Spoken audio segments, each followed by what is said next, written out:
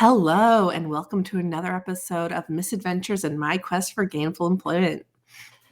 I am your host, Janelle, and I have a very special treat for you today. I am joined with a very special co-host today. His name is Bruce York, and he is my husband. Bruce, would you like to address the audience? Hello, folks. Thank you. So today our topic is misadventures in sales. The episode today was inspired by a story that I personally find is very hilarious about when I had a job cold calling businesses to sell them Yellow Page ads. And a beautiful girl melted in my van in the hot July heat. And so I'm going to start with that story, and then we're going to kind of shift to Bruce. He's going to talk a little bit about what he calls the magic of sales. So a couple of years back, I think I was 33, 34, I was searching on Indeed for a job. And yeah, I've had many, many jobs. I've been very subjective, like, oh, I could do that job. Yeah, that's a really cool job. I could do that. That's how I ended up as a bus driver for the city, which we will do some episodes on that. But I was the worst bus driver to ever exist. I was like, I could be a bus driver. Why not?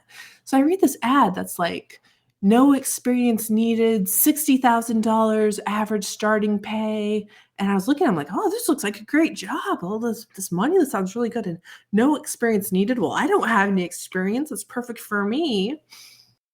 So the company was called AMP, American Marketing and Publishing. And I want to state, they are a good company, in my opinion. I actually got to meet the founder and CEO. He talked to us as new salespeople, but it's a sales company. This guy, he went to Harvard Law and Harvard Business School.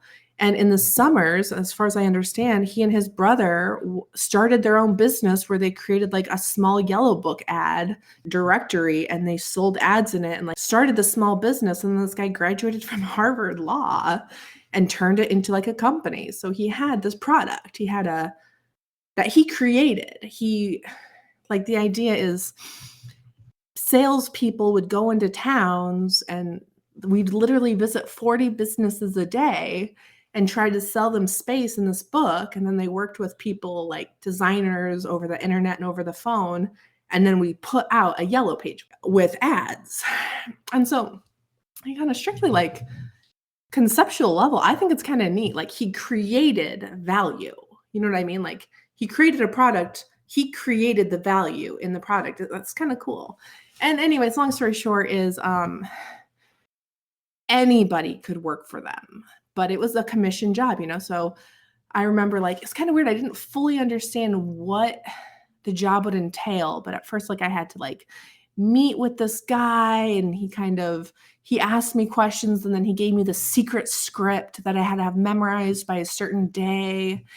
And I almost wish I still had the script memorized because it was so funny. I was telling Bruce about part of it was did you know that this booklet will go out to all 7,700 residents in your county because it's a saturation mailing, which is the U.S. Post Office's most efficient form of mailing. It's just, we had a whole spiel for this phone book. And for whatever reason, it never occurred to me that I couldn't do this. I was okay, because that's just my attitude. Well, other people can do it. Am I so different than anybody else? Why couldn't I learn to do this? It didn't occur to me that maybe it wasn't in my natural gifting, that didn't occur to me. It's well, other people do it, so why couldn't I? That's kind of my attitude. And so I remember I went and just to let you know, at the time I had a 3-year-old son, maybe 4-year-old son, a husband. And I had this is relevant to the story. I had this minivan called the Van Go van. So, my sister's an art teacher, and she had this just piece of crap van that got totaled, and then she salvaged it so it'd still drive. And she had her art students paint Van Gogh's Starry Night on the van with Q-tips 5 years in a row over and over each other. And Long story short, she sold me this van for $20 when I didn't have a vehicle. The door didn't open on the driver's side because it got hit in a car accident. So we had to keep the window down so I could reach in and open the door. And then like it would rain sometimes. Then I would just have like blankets and towels. And in the winter, snow would get inside my van. And the heat worked, but the air conditioning definitely didn't work. So I remember like I drove the Van Gogh van all the way to Illinois. I can't remember. It was somewhere in Illinois, DeKalb, Illinois, where they had their office and they did all their salesperson's training. And, I'm just diving into it with a lot of like 22-year-olds straight out of college. And I'm like 34. I was not the oldest person there. There's also a guy who's retired Army who was there. And I remember like, I have this thing where when I'm studying, I sprawl, like I have notebooks, I have 10 multicolored pens. And I remember because he was military, was very like contained, and he had like his one notebook, his one pen, and I was like, huh. And I asked him, I was like, were you in the military? And he was like, yeah, I was. I was like, I could tell by the way you keep your notebook. I think because I have military in my family and they have like a way of being orderly. So I go to this training for a week, come back, I'm on fire. But like, this is the reality. Like you get assigned a territory, you get a certain amount of time, and you have to reach 40 businesses every single day. And they train you all these different ways of getting businesses. Like you stop at McDonald's, and for whatever reason, you always stop at McDonald's for lunch. That was like where you'd meet people. They'd be like, stop at McDonald's and look at all the trucks that are parked of like the construction trucks and write down their numbers and then call them. And I mean, they would always kind of lecture us of like, you never have an excuse not to have 40 people to contact. It's a lot of pressure. I'm just going to kind of cut to the chase. I lasted 2 days on this job. It was pretty much a horrible experience. I was horrible at it. I am horrible at sales. And people don't always know that about me because I'm very energetic, very enthusiastic, very positive. I'm very good at promoting, but I'm horrible at sales. So anyways, like just to let you know, it's like it was June or July. It was very hot. I have to drive an hour away to this territory I'm in. But your very first day on the job, they have a seasoned sales rep accompany you to kind of show you the ropes. So I'm like waiting to meet this seasoned sales rep at McDonald's. So I get to McDonald's, I'm in the Van Gogh van, and this beautiful girl walks in. So again, I'm a little too old to be having an entry-level sales job. I'm like 34 years old, and she was 26. And she had the longest hair that was like the brightest, beautiful red. Like it was clearly dyed, but it was very beautiful. And then I remember as I sat next to her, she had the most beautiful eyelashes. And I was like, wow, it's just a beautiful. I mean, to me, she was like a girl because she was so young. I mean, but she's a seasoned sales rep. And she was really successful in the company. Like she told me her sales numbers. Her car was worth $40,000 and she paid for it in cash. And I didn't realize that we'd be driving my car. I thought we'd be driving her car, and my car is just trash. I mean, I was a mom. Any mom with a minivan knows your van is crazy. Like I'm not the only one who's like that. I mean, there's chicken nuggets and it's just crazy. So, but it was a hot summer day. She's like, oh, we're going to take your car. I'm like, oh. We get in the Van Gogh van. She's utterly disgusted. And I remember I looked at her and I just said, do people tell you all the time that you have the most beautiful eyelashes? And she just looked back at me and said, these aren't real. And it was a Tuesday. We had Monday off. So maybe it was Memorial Day, after Memorial Day weekend. That might be. But anyways, she said, I get these glued, each individual eyelash glued to my eyelid every 3 weeks. And this is funny because I actually am a little naive about the beauty rituals that women have. I didn't know that was a thing. I didn't know women. I mean, I knew artificial eyelashes existed, but I thought it was like you put the whole thing on with glue. I didn't realize like you go to a salon and they glue eyelashes to your face. And honestly, and then so she told me, she said, yeah, yesterday, as I had the day off, she said, I spent 7 hours in the salon. And her hair, if anyone knows about like hair coloring, there's permanent hair coloring and there's semi-permanent hair coloring. Well, it's the semi-permanent hair coloring that's so vibrant because it's not permanent. It slowly washes out.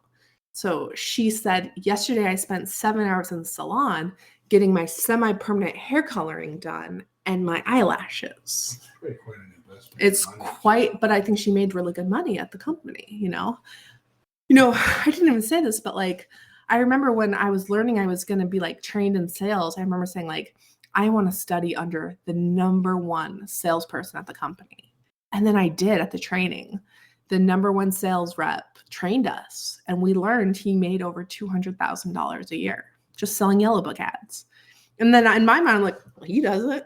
Why couldn't I? I'm like, I mean, what's so special about this guy?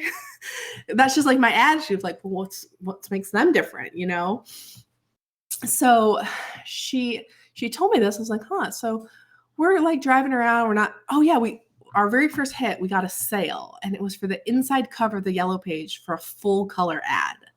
And it was $1,000 sale, which is what your quota is supposed to be every day. If you make $1,000 in sales every day, you're gold. So we were on a high. We're like, oh, we sold it. It was great. We felt awesome.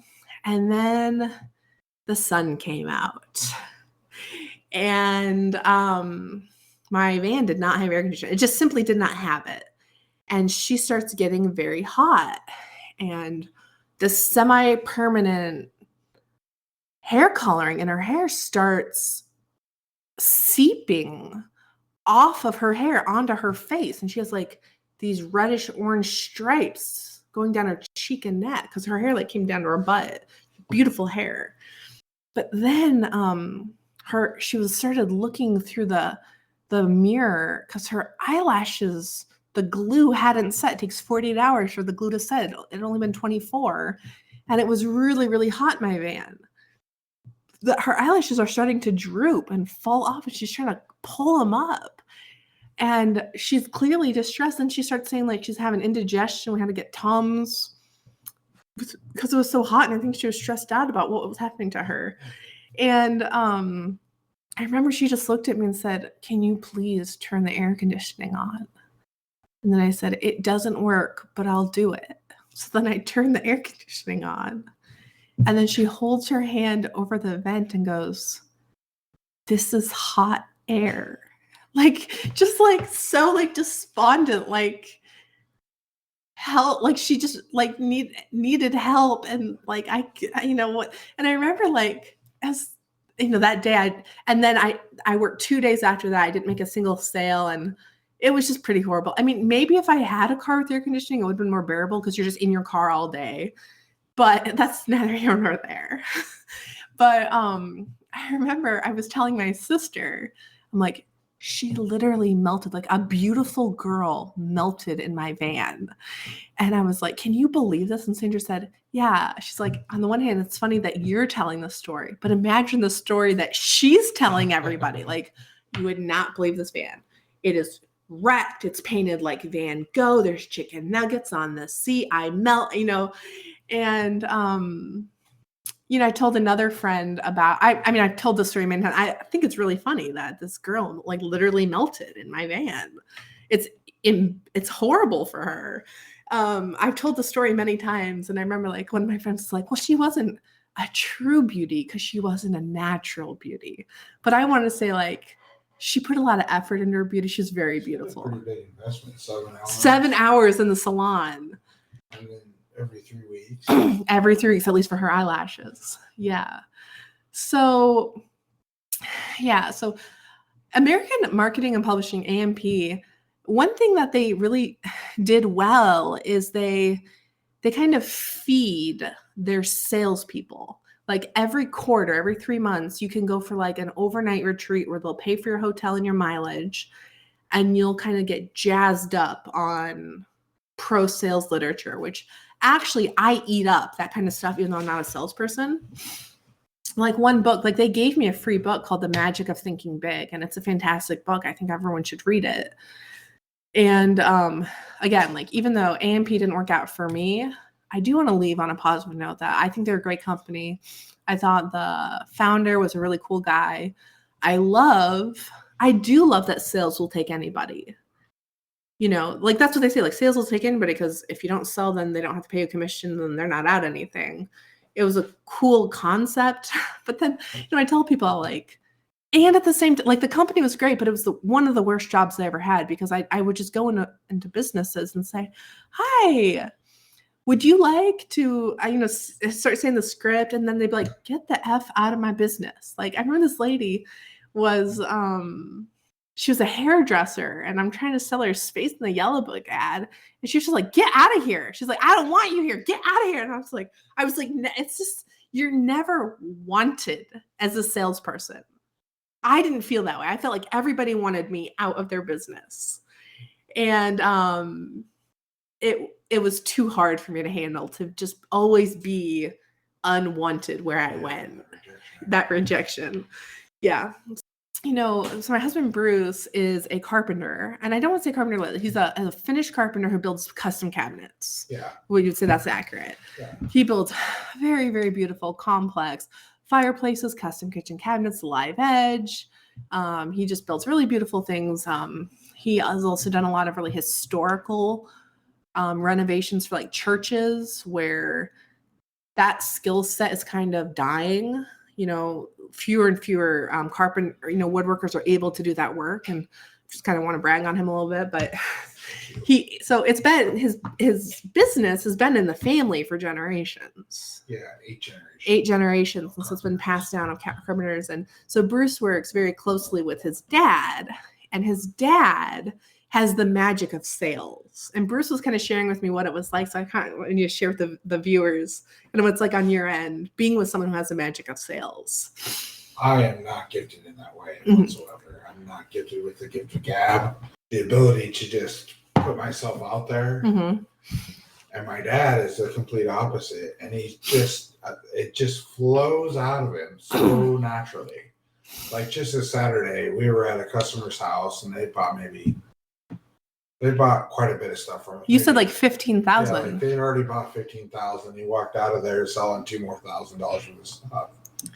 Sorry. No. And you had said that, like with your dad, you feel like he comes up with a vision, and sometimes you even contribute to the vision. Mm-hmm. And he's not like selling a product; he's selling a vision of like what's possible. Yeah, he does that a lot too, and it's just magical because he's not pushy with the customers, but he's like, hey, look at what I got over here. And this is this would look really good in your house. Or, hey, come over here and look at this. We made this. Or look at these pictures on my phone. And he just shows them like what could be. I love that. To me, that's like not sleazy sales. You know, that's a beautiful version of sales, of like a vision of what could be. Yeah. Yeah, and that's what he does. And it might be more than the customer needs or wants when they start out, or there might be, he causes divisions in households a lot. Between husband and wife? Because the wife wants a kitchen that has the fancy stuff. Yeah. Well, Bruce, you had told me this funny story where like you and your dad were at that guy's house, and didn't he say your dad is selling him on something, and then he said to you, well, what would you do? And didn't he say, get out of my house, I can't afford? Or you told me this funny story. My dad they were at our shop actually. Okay. And my dad they were deciding what kind of trim package they wanted. And we have like a basic trim that miters around the doors. And then we have a fancier trim that's like 5 pieces on the top with a crown mold. Oh. And it's very fancy. It looks really nice. It's a really good trim. But it costs more because of all the machine returns and all the work that goes into making it. And so my dad sold his wife that while that guy was talking to me. Oh, he sold the wife. He sold the wife, and that's what she wanted anyway. She wanted old farmhouse trim, and it's in a lot of old farmhouses. It's a simpler trim, but it's fancy, but it's okay, so then the guy comes out. Well, the guy's with me, and then he just said, "Get away from my wife." To my dad, "What have you done now?" Kind of. It was a joke, but jokingly saying that. He wasn't like angry. Yeah. And then he asked me how I would sell. Like, do you have that gift? I'm like, oh no. I'm not gifted that way. My attitude is we can make whatever you want. You just have to tell us. Mm-hmm. And my dad's much better at spending time with people because I'm much better at producing things. Yes. It's interesting because it makes you a great team and it frustrates both of you at different times. You know what I mean? Yes. We both get frustrated with each other because I want to get back to work. You just want to work and he wants to talk and build the relationships. And Yeah, and I'm not against the relationships. Yeah. I'm not good at talking that much. He just talks. Well, you've done great on this podcast. I want to thank you for co-hosting. Absolutely. Yes. Thank you for having me. Yeah, thank you for listening to our listeners. And until next time, goodbye. Goodbye.